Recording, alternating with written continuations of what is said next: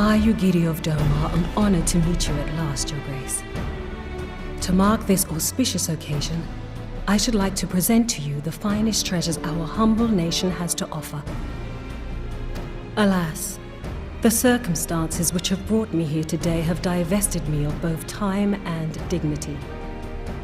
I come before you as a pauper in direst need of aid, to request that you grant my people asylum. I, Nanamo, 17th in the line of Ul, welcome you to our city. Be at ease, Lady Yugiri. Although I myself have heard the tale of your misfortune, I would ask that you recount it once more for the benefit of the others here present. As you wish, Your Grace. For many years, my nation, Doma, suffered under the yoke of imperial rule, and my people yearned to be free. Thus, when a war of succession broke out in Garlemald, we sought to take advantage of the chaos and reclaim our liberty. Alas, our enemy proved less preoccupied than we had hoped, and our rebellion was put down in the most brutal fashion. Those who survived, how many do they number? More than 200 souls huddle within the cramped confines of our own galleon's hold. Yet this figure accounts for but one of a number of ships which escaped the purge. It is my hope that you will allow us all to dwell within your walls. Should that prove unfeasible, however, I humbly ask that you accept as many of my people as your resources allow. Pray understand, we do not beg a boon, but propose instead an arrangement. We would serve as soldiers or tradesmen until our debt is repaid. What are the Syndicate's opinions on this matter? I, for one, think it's a marvelous idea. Lady Yugiri and her people strike me as an industrious lot, and there are parts of the city which have yet to be fully restored. If they are willing to work, I see no reason not to let them. The head of the Mirage Trust is not known for his generosity. He sees profit in this. I agree. That said, these are foreign refugees.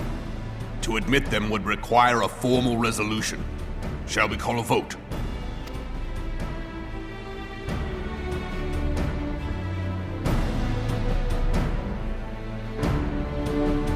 The law is the law.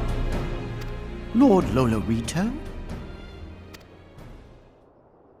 Tell me, are you blind or willfully ignorant? Even now, our streets are choked with the displaced victims of the Calamity and Alamigan refugees. They live hand to mouth, subsisting on aid provided by the immortal flames, the cost of which grows ever higher. The wealth of Ul'dah is not without limits, my friends. And need I remind you that these refugees are prone to violence and criminal activity? You have all read the reports, I think.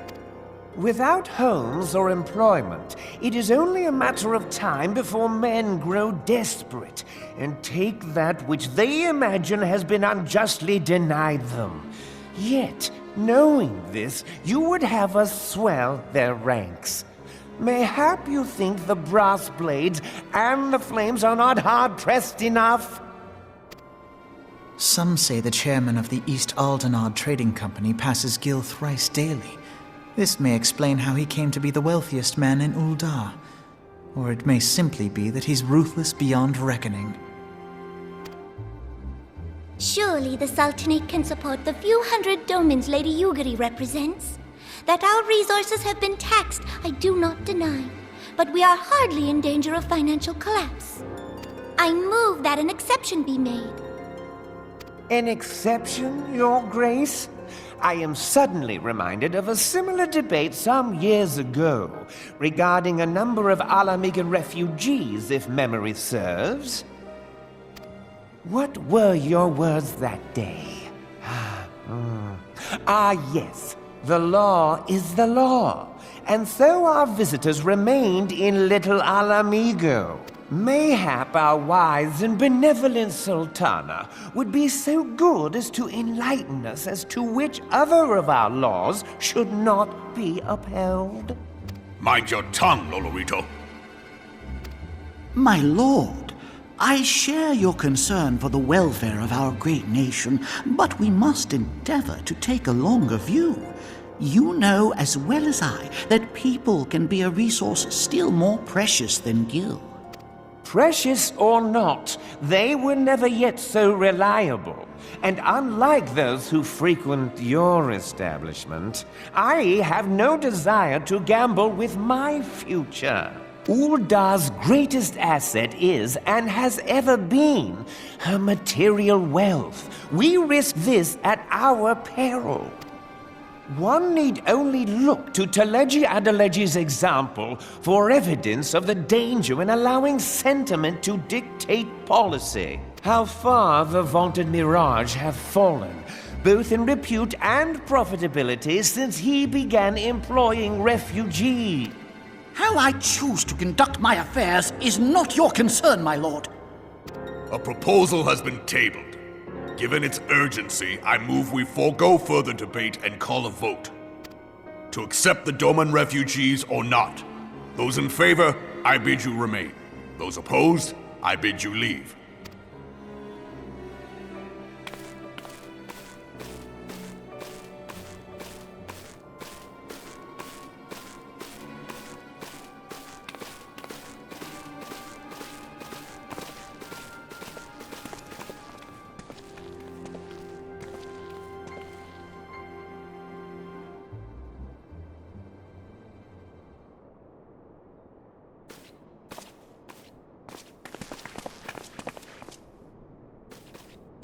Would that it were within my power to welcome you and your people, Lady Yugiri.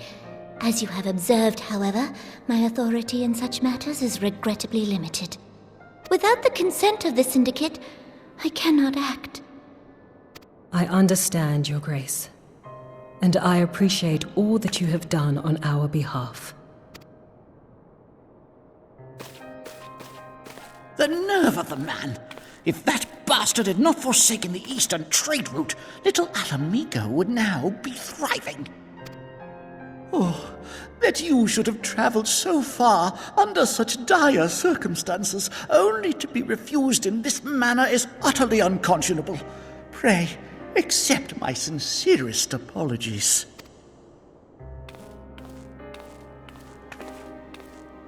Now that the Empire no longer poses an immediate threat, they see little reason to maintain the pretense of unity. The Monitorists have grown especially defiant of late. Lord Lolorito most of all.